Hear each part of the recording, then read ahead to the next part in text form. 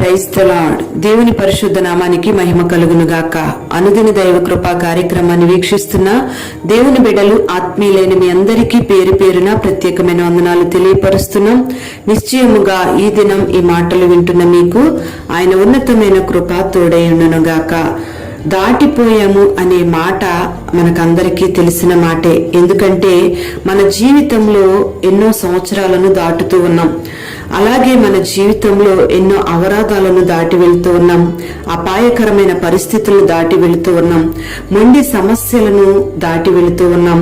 ఎన్నో ఆటంకాలను దాటి వెళ్తున్నాం. ఎన్నో శ్రమలను, శోధనలను మనం దాటి వెళుతూ ఉన్నాం.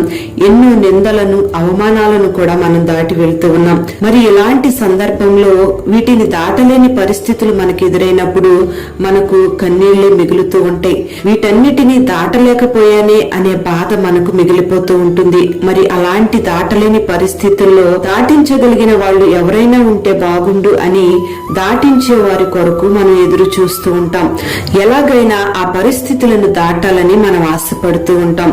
మరి నువ్వు అలాంటి పరిస్థితులను దాటిపోవాలని దేవుడు కోరుకుంటూ ఉన్నాడు. దేవుని చిత్తమై ఉంది.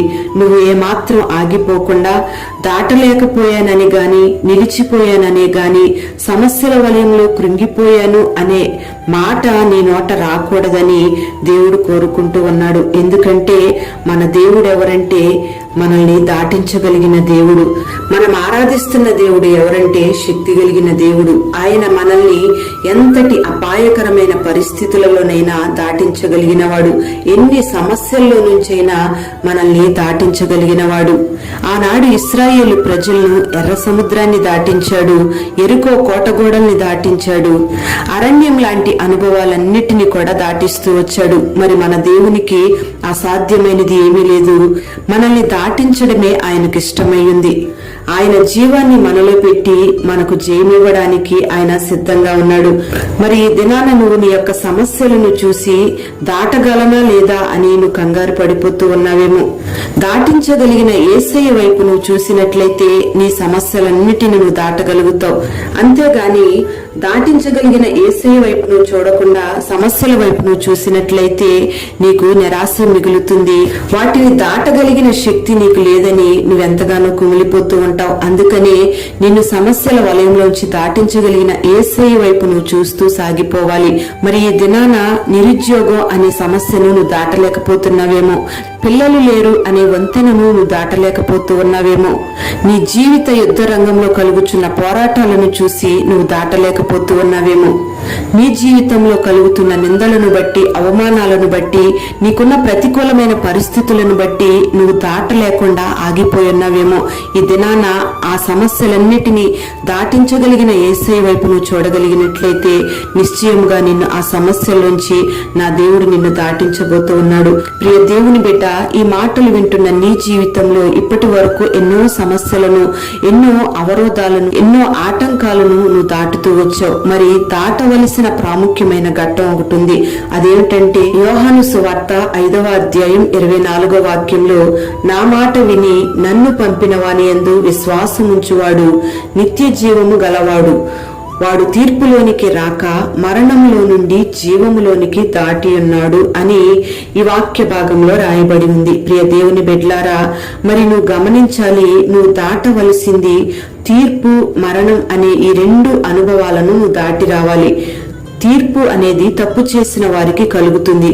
ప్రియ దేవుని బిడ్డలారా, ఈ లోకంలో అనేక మంది పైకి భక్తి కలిగిన వారిగా కనబడతారు, పైకి మంచివారిగా కనబడతారు. కానీ వారి హృదయ అంతరంగంలో అనేకమైన పాపపు ఆలోచనలు ఉంటాయి. ఆ పాపపు ఆలోచనలే వాళ్లను నరకానికి తీసుకుని వెళ్తాయి. మనిషి చేసే ప్రతి దానికి తీర్పు ఉంటుందనే సత్యాన్ని ప్రతి ఒక్కరూ కూడా గుర్తుపెట్టుకోవాలి. మనుషులెవ్వరూ కూడా హృదయ అంతరంగంలో ఉన్న పాపాన్ని గుర్తించలేకపోయినా, చూడలేకపోయినా, హృదయ రహస్యాలను, హృదయ అంతరంగికంలో ఉన్న ప్రతి పాపాన్ని గుర్తించగలిగిన దేవుడు, తేటగా స్పష్టంగా చూస్తున్న దేవుడు మన హృదయం అనే వాకిట నిలిచి ఉన్నాడనే సత్యాన్ని గమనించుకొని ప్రతి ఒక్కరూ కూడా హృదయ అంతరంగికంలో ఉన్న ప్రతి పాపాన్ని శుద్ధి చేయగలిగిన యేసయ్య వైపు చూడగలిగినట్లయితే, యేసయ్య వైపు తిరగగలిగినట్లయితే నిశ్చయముగా ప్రతి హృదయ అంతరంగికంలో ఉన్న ప్రతి పాపాన్ని దేవుడు తొలగించి ప్రతి ఒక్కరిని పరిశుద్ధపరుస్తాడు. వారిలో కలిగిన పశ్చాత్తాప హృదయాన్ని బట్టి దేవుడు తీర్పులోకి రాకుండా, నరకం అనే నాశన కోపంలో పడకుండా ప్రతి ఒక్కరిని కూడా పరలోక రాజ్యానికి దేవుడు సిద్ధపరుస్తాడు. పరలోక రాజ్యంలో ఆయనతో పాటు నిలవబెట్టుకుంటాడు. మరి ఇట్టి కార్యము మన జీవితంలో జరగాలంటే, తీర్పులోనికి రాకుండా మరణాన్ని మనం దాటగలగాలి అంటే నిశ్చయముగా యేసయ్య వైపు మనం చూడాలి, యేసయ్య యొద్దకు రావాలి, యేసయ్య వైపే మనం తిరగగలగాలి. యేసయ్య నిశ్చయముగా భూలోకంలో నువ్వు జీవించినంత కాలం నీకు కలుగుతున్న సమస్యలు అనే అవరోధాలన్నిటిని దాటిస్తాడు. నువ్వు పరలోకంలో చేరేంత వరకు కూడా నిన్ను తీర్పులోనికి రాకుండా మరణంలో నుంచి నిన్ను తప్పించి నిత్య జీవాన్ని నీకు అనుగ్రహిస్తాడు. మరి ఇట్టి కార్యము నీ జీవితంలో జరగాలంటే నువ్వు యేసయ్య యందు విశ్వాసం ఉంచాలి. అంతేకాకుండా యేసయ్య మాట విని యేసయ్య మాట ప్రకారంగా నువ్వు నడుచుకోవాలి. మరి అట్టి రీతిగా నువ్వు నడుచుకొనగలిగినట్లయితే దేవుడు నిశ్చయముగా నీకు నిత్య జీవాన్ని అనుగ్రహించి మరణంలో నుంచి నిన్ను తప్పించునుగాక. అట్టి కృప నా దేవుడు నీకు అనుగ్రహించి నిన్ను కాపాడునుగాక. ప్రార్థన. పరిశుద్ధుడవైన తండ్రి, ప్రేమ కలిగిన దేవా, నీకు స్తోత్రం చెల్లిస్తున్నాం. ఈ దినాన ఈ మాటలు విన్న నీ బిడ్డలందరినీ కూడా పేరు పేరున మీరు దీవించండి.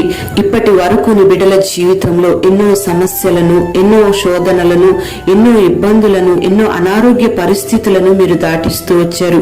అందుని బట్టి నీకు కృతజ్ఞతలు తెలియపరుస్తూ ఉన్నాం ప్రభా. ఇంకా రాబోచున్న దినాలన్నిటా కూడా అపాయకరమైన పరిస్థితులన్నిటిలోంచి నీ బిడ్డలను మీరు తప్పించండి. గొప్ప దీవెన కలుగు చేయండి.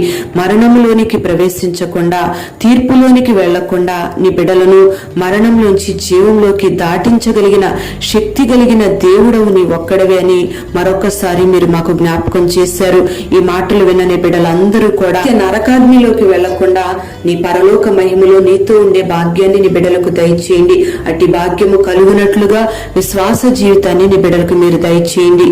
నీ మాట విని నీ మాట ప్రకారంగా నడుచుకునే ధన్యతను నీ బిడ్డలకు మీరు కలుగు చేసి ఈ దినమంతా నీ సన్నిధిని బిడ్డలకు తోడుగా ఉంచి ప్రతి పనిలో నీ బిడ్డలకు జయమిచ్చి ప్రతి పరిస్థితిలోంచి నీ బిడ్డలను దాటించి జయమిచ్చి మహిమ ఘనత ప్రభావాలు మీరు పొందుకొనమని యేసు నామములో అడుగుచున్నాము తండ్రి. ఆమేన్.